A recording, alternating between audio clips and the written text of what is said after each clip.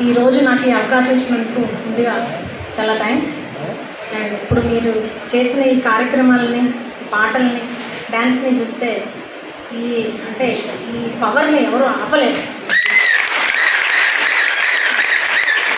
అందుకే గవర్నమెంట్ అంగన్వాడీ వర్కర్స్గా మిమ్మల్ని ఎంచుకున్నారు.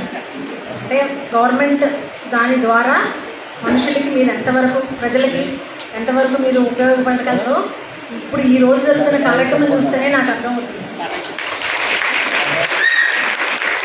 ప్రత్యేకంగా నేను చెప్పుకోవాల్సింది ఏంటంటే, మినిస్టర్ గారు మనకు దొరకరాని అట్లాంటి ఫీలింగ్స్ లేకుండా ఎప్పుడు వెళ్ళినా, ఎవరు వెళ్ళినా సరే వాళ్ళని చూడటం, మాట్లాడటం, వాళ్ళ అవసరాలు వినటం, ఎటువంటి నేను వచ్చినప్పుడు నేను చూస్తాను, ఒక సెకండ్ కూడా ఖాళీ లేదు, ఏదో ఒక సమస్య తీరుస్తూనే ఉన్నాను.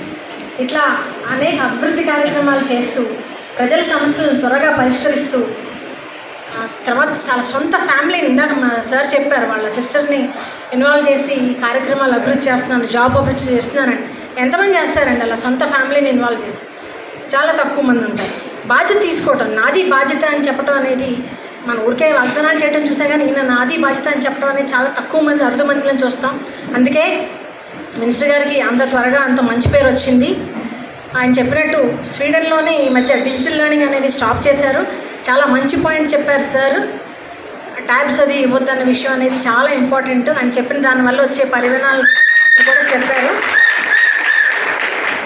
ఇట్లాగే వీరి నాయకత్వంలో మన నియోజకవర్గం మరింత అభివృద్ధి చెందుతుందని ఆశిస్తున్నాను. ఇప్పుడు ప్రత్యేకంగా ఇందాక సార్ చెప్పినట్టు ఆడవాళ్ళు, ప్రజలు, ఆడవాళ్ళు వాళ్ళ ఎంపవర్మెంటు, వాళ్ళ బాధ్యత, అవన్నీ చాలా బాగా చెప్పారు. వాళ్ళు ఏం చేయగలరో, వాళ్ళు లేనిదే ఉనికి లేదు అనే విషయం అనేది మనందరికీ తెలిసిన విషయమే. సో దీన్ని ఆధారంగా చేసుకుని గవర్నమెంట్ ఏం చేసిందంటే ఐసిడిఎస్ అనే కార్యక్రమం 1975లో చేపట్టింది, integrated child development and scheme. అంటే నేను యాజ్ ఎ డాక్టర్గా విమెన్ ఎంపవర్మెంటు, హెల్త్, ఆ విషయంలో కొంచెం 2-3 పాయింట్లు చెప్తాను sir.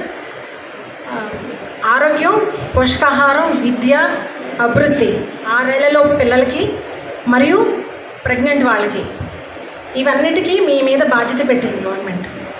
So immunisation and preschool education అనేది చాలా important.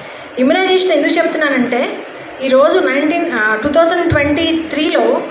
2022లో almost 13.9 million people not a single dose of vaccination చేసుకునే వాళ్ళు ఇండియాలో ఇంకా ఉన్నారు. 2023లో అది 14.5 మిలియన్ దాకా వెళ్ళింది ఇమ్యునైజేషన్. అంటే నాట్ ఎ సింగిల్ డోస్, ఒక్క వ్యాక్సిన్ కూడా వేసుకోవడానికి అవకాశం లేని వాళ్ళు ఉన్నారు. సో ఇది వీళ్ళందరికీ బ్రిడ్జ్ ఎవరంటే అంగన్వాడీ వర్కర్స్. మీరు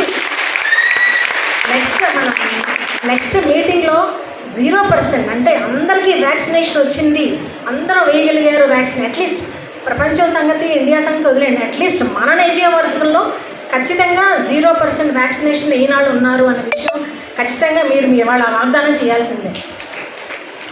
ఆ తర్వాత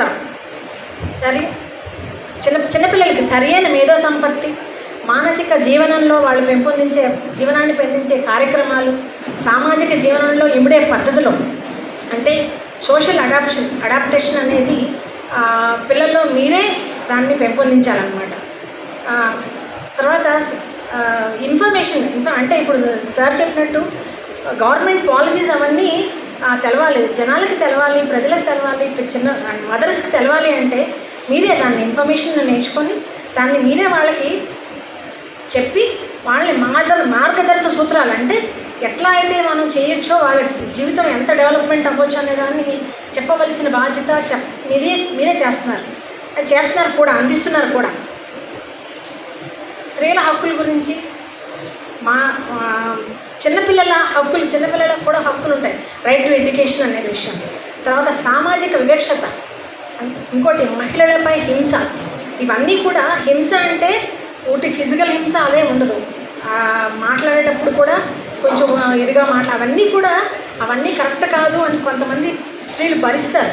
కానీ అదంతా కరెక్ట్ కాదు, ఇది ఇలా చేయాలని అవగాహన అనేది మీరు అంగన్వాడీ వర్కర్సే, మీరు ఖచ్చితంగా మీరే డెఫినెట్గా చేయగలరు. ఎందుకంటే ప్రజలకి చిన్నపిల్లలకు కానీ మదర్స్ కానీ ఎవరికైనా సరే ట్రస్ట్ అంటే నమ్మకం అనేది మిగతా వాళ్ళకన్నా మీరు వాళ్ళ దగ్గర మసిలేవాళ్ళు. సో మీ మీదే వాళ్ళకి చాలా నమ్మకం ఏర్పడుతుంది. సో అలా స్థానిక ప్రజలతో కలిసిపోయి వారికి నమ్మకం కలిగే రీతిలో కార్యక్రమాలు రూపొందించి ఆ తర్వాత మీరు అమలు చేసేలాగా ఉండాలి. ఇప్పుడు మీరు 14 lakh వర్కర్స్ ఉన్నారు ఆల్ ఓవర్ ఇండియా. మీరు 8 కోట్ల మంది చిన్నపిల్లల్ని మీరు బాధ్యత తీసుకుంటున్నారు అంటే ఇమాజిన్ చేసుకోండి. ఈ జనరేషన్లో మీరు 8 కోట్ల మంది పిల్లల్ని మీరు సరిగ్గా మీరు పోషకాహారాన్ని కానీ చదువు కానీ సరిగ్గా చేయగలిగితే నెక్స్ట్ వాళ్ళు 20 years తర్వాత జనరేషన్ ఎంత తేడా వస్తుందో అని ఆలోచించండి. సో అందుకని అంగన్వాడీ వర్కర్స్ ఇంపార్టెన్స్ అనేది అంత